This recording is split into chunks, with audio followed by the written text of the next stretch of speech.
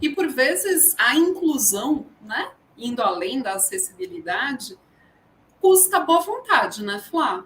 Eu sei aí de uma história de uma folhinha que, se feita bem, com uma impressão boa, eu dou uma plastificada, resolve muita coisa, desmistifica uma porção de questões que a gente via como tabu, que a gente nem enxergava saídas. Conta pra gente essa história. Pois é, olha, não sei se a Aline conhece essa história, mas é uma história que envolve candidatos surdos para trabalhar, né, no varejo. E o gestor dessa empresa me falou assim, Aline, Flávia, não tem como eu ter pessoas surdas no caixa. Não dá, não vou contratar, eu quero só pessoas que, olha, pode até ser surdo desde que fale e faça leitura labial. Aquela coisa, né? Que tenha deficiência, mas que seja, seja completinho, né? Que fale, que ouça, que. E aí ele veio com esse discurso de não, não, não, não. E aí eu contei para ele de uma experiência que nós fizemos aqui na secretaria o ano passado, que foi trazer a comunicação alternativa. Né? A gente conhece tão pouco sobre tecnologia assistiva, porque a gente acha, Maíra, que tudo é investimento. E nesse caso, gente, a comunicação alternativa nada mais é do que uma folha de papel com imagens e figuras de todos os principais discursos que a posição de caixa daquela loja faz com o cliente. Bom dia, boa tarde, boa noite. Você tem qual é o número do seu CPF? Ou seja, você quer desconto? Você conhece o seu desconto? Enfim, a gente coloca tudo isso numa folhinha de papel com imagens coloridas, plastifica e a comunicação entre uma pessoa que não ouve e pode ser que tenha ou não fala, acontece de uma maneira completamente natural por intermédio da comunicação alternativa. E assim, são coisas simples assim, que a gente parece que é algo de outro mundo, a gente faz com uma folha de papel impressa. E melhor plastificada para não ter que ficar imprimindo todo dia.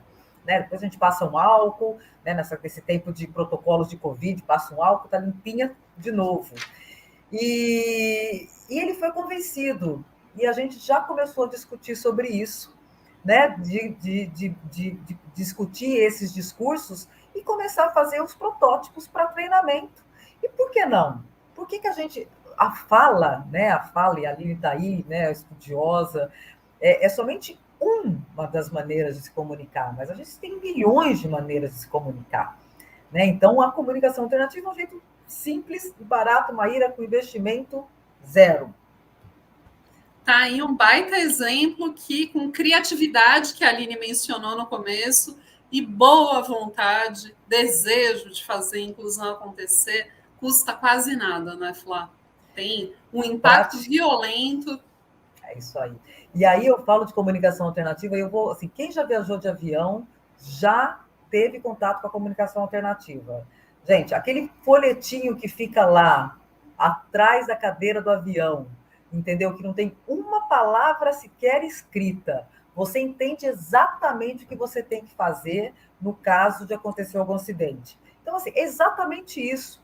Ou seja, a companhia aérea não está se comunicando com a gente? Totalmente. Se eu falo russo, árabe, turco, alemão, espanhol, todo mundo se entende através daquela comunicação alternativa. E é exatamente isso que a gente propôs, né? E é uma tecnologia, efetivamente, que não tem custo nenhum. Flávia, Maíra, eu sou. A Maíra sabe que eu sempre sou um pouco utópica, às vezes, nas coisas, né? E aí eu fiquei pensando aqui agora, e se a gente conseguisse mudar o sistema? Eu acredito muito que a educação é uma das políticas públicas mais emancipatórias, né? Se desde a minha educação infantil eu já trabalhasse com os professores essa formação, as crianças iriam crescer, iriam virar adolescentes, iriam ficar jovens, iriam casar, iriam ter famílias, iriam para o mercado de trabalho. Então a visão delas seria totalmente diferente. Para mim sempre foi algo muito natural, até porque eu estudei com surdos, amigos são surdos. Hoje eu sou gestora numa universidade, o meu estagiário, que é o meu braço direito, é surdo. E claro, foi aquele impacto para todo mundo, mas como é que eu vou me comunicar com ele? Eu sempre brincava, não sei, se tu não quer entrar num curso de Libras, né? Tu vai lá e tenta, dá o teu jeito.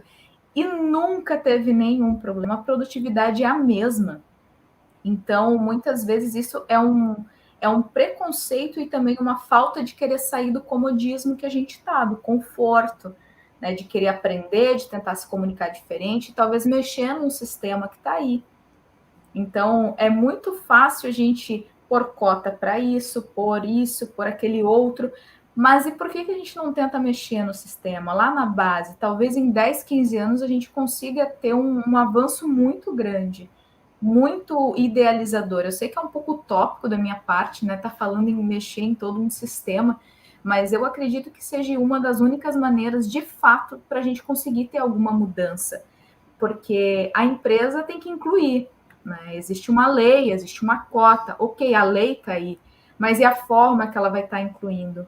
Então, esse sujeito, Flávia, que você fez de tudo para ele conseguir essa vaga e deu praticamente de presente a alternativa para ele conseguir essa vaga e para as pessoas aceitarem ele também.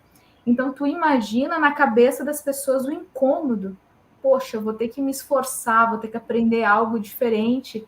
Mas esse sujeito consome, ele é um cidadão. E aí?